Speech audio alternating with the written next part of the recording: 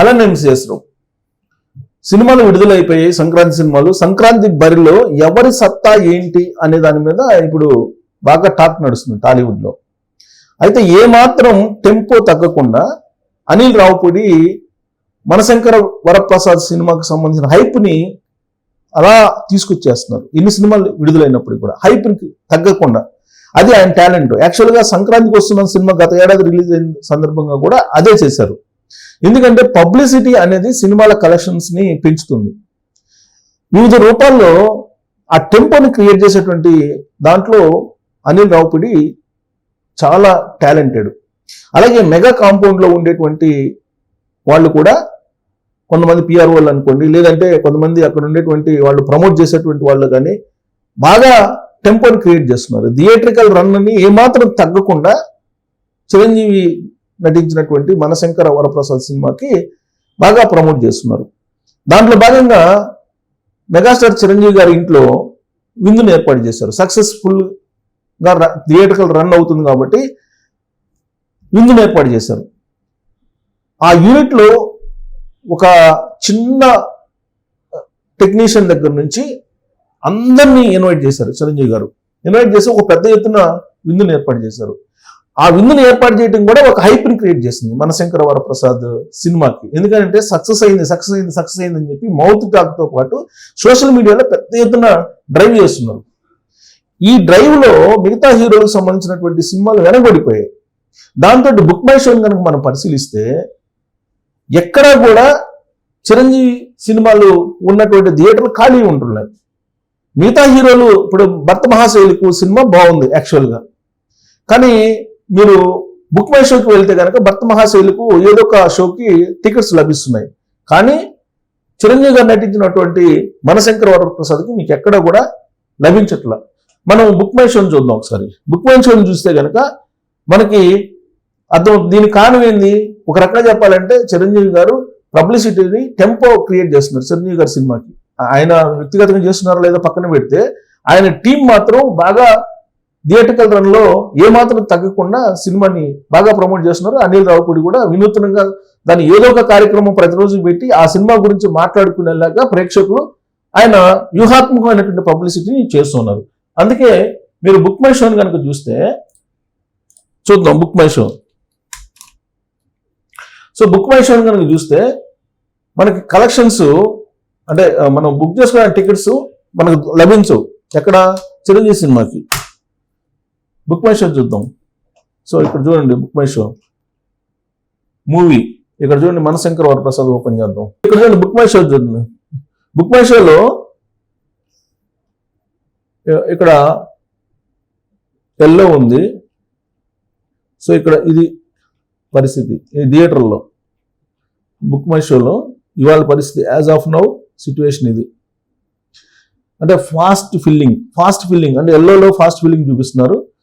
Available అయితే green. ఎక్కడ కూడా మీకు గ్రీన్ ఉండదు. చూడండి ఏ థియేటర్లో కూడా మీకు గ్రీన్ ఉండదు.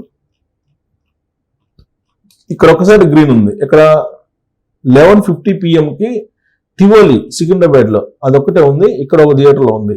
సినీ పోలీస్ సుధా సినిమాస్ హైదరాబాద్. ఒక 3 థియేటర్లో కనిపిస్తున్నాయి. ఇదిగో 4వ థియేటర్ సంతోష్ ఇబ్రహీంపట్నంలో ఉన్నాయి. అలాగే శ్రీకృష్ణ థియేటర్ ఆదిలాబాద్. 4-5 థియేటర్లో మాత్రమే కనిపిస్తున్నాయి. మనం మిగతా సినిమాలు చూద్దాం. మిగతా సినిమాలు చూస్తే అనగనగా ఒకరోజు చూద్దాం. అనగనగా ఒకరోజు చూస్తే ఇక్కడ చూడండి, ఇక్కడ కూడా అన్ని ఎల్లో కనిపిస్తున్నాయి. సో అనగనగా ఒకరోజు ఇక్కడ చూడండి PVR 2 థియేటర్లో కనపడుతుంది. 2 షోల్లో 10:50 షోల్లో మాత్రం కనపడుతున్నాయి. అనగనగా ఒకరోజు PVR cinema mall Panjagutta. So ఇది కూడా ఎక్కడ ఒక సుమారుగా 4-5 థియేటర్లు. ఇది కూడా ఫుల్ అయింది. అంటే ఇది కూడా నీకు థియేటర్కల్ రన్ చాలా అనగనగా ఒక రోజుకి బాగుంది. ఇక నెక్స్ట్ సినిమా చూద్దాం. ఏముంది? నారి నారి నడుమ మురారి. ఇక్కడ చూడండి ప్రసాద్ మల్టీప్లెక్స్ ఇదొకటి ఖాళీ ఉంది. ఇక GSM మాల్ ఇదొకటి ఖాళీ ఉంది. సో ఇది కొంచెం ఖాళీలో ఉంది. ఒక 10 థియేటర్లో 10 థియేటర్ల వరకు ఖాళీ ఉంది. ఇది నారి నారి నడుమ మురారి. ఇది 10 థియేటర్ల వరకు ఖాళీ ఉంది. ఇక భర్త మహాశైలికి చూద్దాం. భక్త మహాశైలికి థియేటర్లు బాగా ఖాళీ ఉన్నాయి, అన్నిటికంటే ఎక్కువ ఖాళీ ఉన్నాయి. ఇక్కడ చూడండి గ్రీన్ చూపిస్తున్నారు చూడండి, అన్నిటికంటే ఎక్కువ భక్త మహాశైలికే ఖాళీ ఉంది. సో అనగనగా ఒక రోజు కానీ ఒక రాజు, అనగనగా ఒక రాజుకి కానీ, లేదా నారి నారి నడుమ మురారికి కానీ, లేదా మనశంకర వరప్రసాద్కి కానీ థియేటర్లు ఖాళీ లేవు. దాదాపుగా ఏదో ఒక 4-5 అంతే షోలకి, 4-5 షోలకు ఖాళీ ఉన్నాయి. ఇప్పుడు భక్త మహాశైలికి మాత్రమే ఖాళీగా అనిపిస్తుంది. దీనికి కారణం ఏంటంటే పబ్లిసిటీలో వీళ్ళు వెనకబడ్డారు. ఎందుకంటే థియేటర్కి సంబంధించి బాగానే ఉంది, సినిమా బాగుంది, కానీ దీని మీద నెగిటివ్ క్యాంపెయిన్ అనేది బాగా చేశారు. నెగిటివ్ క్యాంపెయిన్ ఫుల్గా చేశారు. అది ఎవరు చేశారు ఏంటి అనేది చర్చ జరుగుతుంది ఇప్పుడు. సో నెగిటివ్ క్యాంపెయిన్ కారణంగా భక్త మహాశైలికి అనేది, నిజంగా భక్త మహాశైలికి కనుక మంచి పబ్లిసిటీ ఇచ్చింటే ఆ సినిమా హిట్ టాక్, యాక్చువల్గా హిట్, ఆ హిట్కి దగ్గర విధంగా పబ్లిసిటీ కనుక ఇచ్చినట్టయితే కనుక డెఫినెట్గా మనశంకర వరప్రసాద్ కలెక్షన్స్ తగ్గిపోయి ఉండేవి. మిగతా మీరు శర్వానందది కానీ, లేదంటే పోలిశెట్టిది కానీ, ఇవి పెద్దగా అంటే లో బడ్జెట్ సినిమాలు కాబట్టి వీటి ఎఫెక్ట్ పెద్దగా చిరంజీవి సినిమా మీద ఉంది. ఈ సినిమా మాత్రమే ఉంటుంది, మాస్ మహారాజా సినిమా రవితేజ మాత్రమే ఎఫెక్ట్ పడే అవకాశం ఉంది. కానీ దానికి బాగా బ్యాడ్ ట్యాక్ తీసుకొచ్చారు వ్యూహాత్మకంగా కొంతమంది. సో ఇక్కడ మనం చూస్తే కనుక కలెక్షన్స్ చూద్దాం ఈ సినిమాలకి. ఇక్కడ నవీన్ పోలిశెట్టి చూడండి, నవీన్ పోలిశెట్టి అనగనగా ఒక రాజు సినిమా, దీనికి మొదటి రోజు వరల్డ్ వైడ్ 11 కోట్లు వచ్చింది. ఇది లో బడ్జెట్ సినిమా. మరి మనశంకర వరప్రసాద్తో పోల్చుకుంటే, దాని పెట్టుబడితో పోల్చుకుంటే, దీనికి పెట్టుబడికి దీనికి వచ్చినటువంటి కలెక్షన్స్ చూసుకుంటే ఇది టాప్ కలెక్షన్స్. మొదటి రోజు ప్రపంచవ్యాప్త షేర్ వచ్చేసి 8 కోట్లు, తెలుగు రాష్ట్రాల గ్రాస్ వచ్చేసి 8.8 కోట్లు, అంటే ఓవర్సీస్ షేర్ వచ్చేసి 2.45 కోట్లు. ఇది నవీన్ పోలిశెట్టి, ఏంది అనగనగా ఒక రాజు, నిన్న రిలీజ్ అయింది. ఇక రవితేజ వసూలు చూద్దాం. రవితేజ మొదటి రోజు 2.6 క్రోర్స్ మొదటి రోజు. వరల్డ్ వైడ్ గ్రాస్ వచ్చేసి 4 కోట్ల నుంచి 5 కోట్లు. 2 రోజులు మొత్తం వచ్చేసి 3.6 కోట్లు. 2 రోజులు మొత్తం వచ్చేసి వరల్డ్ వైడ్ గ్రాస్ వచ్చేసి 7 కోట్లు. అంటే ఇది అదే చెప్పాను కదా, పబ్లిసిటీలో వెనకబడింది.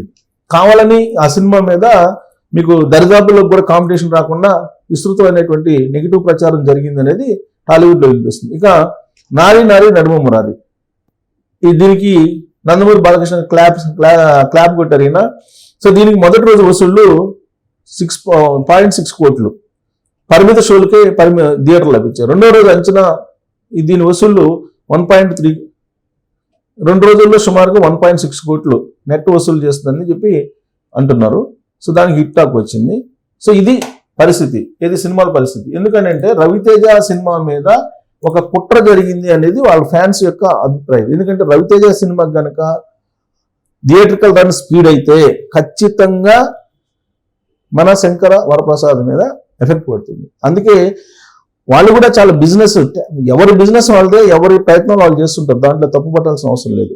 కాకపోతే మెగాస్టార్ చిరంజీవి ఫ్యాన్స్ ఎక్కువ ఉన్నారు, అభిమానులు అనేక మంది ప్రమోట్ చేసేటువంటి వాళ్ళు ఉన్నారు. సోషల్ మీడియాలో మీరు ఇవాళ ఏ ప్లాట్ఫామ్ని మీరు ఓపెన్ చేసినా కానీ మనశంకర్ వరప్రసాద్ పబ్లిసిటీ, ప్రమోషన్స్, అలాగే మౌత్ టాక్ ఇవన్నీ వినిపిస్తాయి. ఆ దెబ్బకి రవితేజ నటించినటువంటి భక్త మహాశైలికి ఒకవేళ హిట్ అయినప్పటికి కూడా, హిట్ సినిమా అయినప్పటికి కూడా దానికి తగిన విధంగా కలెక్షన్స్ అయితే రావట్లేదు. దీనికి గల కారణం ఏంటి, నిజంగా ఆ సినిమా మీద కుట్ర పడినారా అనే దాని మీద మీరు కామెంట్ చేసి థ్యాంక్ యూ.